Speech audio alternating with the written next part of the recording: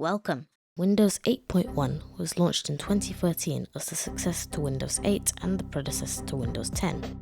It fixed many of Windows 8's issues, such as adding an option to boot directly into the desktop instead of the now infamous start screen. This rapid turnaround to give users a more classic Windows experience started with Windows 8.1 and was later improved upon by Windows 10. Nowadays, it lands in a weird spot in time. It isn't quite retro like Windows Vista and 7, but it isn't modern either. Yet it introduced many features we take for granted today, such as native support for NVMe drives, better compatibility with the now standard UEFI booting, and built-in USB 3 support.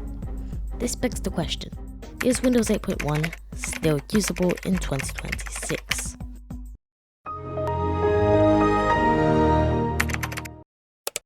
The installation itself isn't too difficult. I found a Windows 8.1 ISO file on archive.org, flashed it onto a USB drive, and within no time I was looking at the out-of-box experience. Interestingly enough, it tries to get me a Microsoft account, but because the servers have probably changed since Windows 8, it errors out and just prompts me to make a local account instead, which I happily accepted. And just like that, we are at the desktop. I then searched for the NVIDIA drivers, which sadly only existed for Windows 7 and 10. So I did have to enable test mode to install the drivers. Anyway, look at that. The Windows 8.1 desktop still looks brilliant today. I opened Internet Explorer, which asked me to download Edge, which magically worked. Wow! I immediately used Edge to download Firefox, which also worked brilliantly. Here's YouTube working totally fine on Windows 8.1. Most websites load amazingly, even Gmail, which for some reason says my browser is out of date, which is kind of odd. For the 2 people out there who still use Google Chrome, I was able to download the version for Windows 7 and 8, which is Chrome 109. It's a few years old at this point, but most websites still work. I downloaded the latest Discord, which, similarly to Windows 7, just didn't work. I used the same Discord I got working on Windows 7, and it let me sign in. And yeah, it works. The last web app I decided to install was Brave. Like Chrome, the latest version just won't work.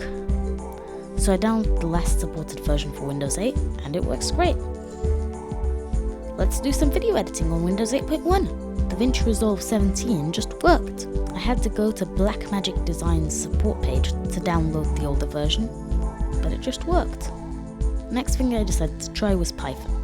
Just like on Windows 7, the newest version is never gonna work, but we can use a slightly newer version compared to Windows 7, 3.11 instead of 3.9, and it just worked. I also downloaded Notepad++, which also worked just fine. I mean, are you surprised? It works on Windows 7. With web browsing, video editing, and programming all checked off the list, the final thing I decided to do was a little gaming. Steam just worked, with a little thing in the corner saying Steam will no longer work on Windows 8.1 in 0 days. Given that it's no longer supported in 0 days, and it said that for the last 3 years, I don't think support is ending soon. Anyway, Geometry Dash failed with content download error, despite the minimum requirements being Windows XP, which was odd. However, Portal and Portal 2 both worked perfectly fine. I also tried Minecraft. Since the latest Java still supports Windows 8.1, I was able to run the latest 26.1.2 Minecraft. Let's see.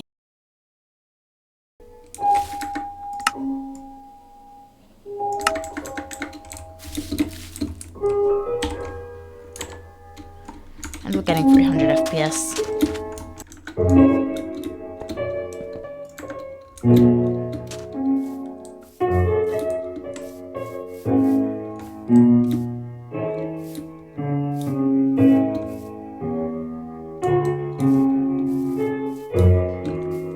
And with that, I can safely conclude that yes, you can use Windows 8.1 in 2026. Thanks for watching. If you enjoyed, drop a like, maybe subscribe, and I'll see you in the next video.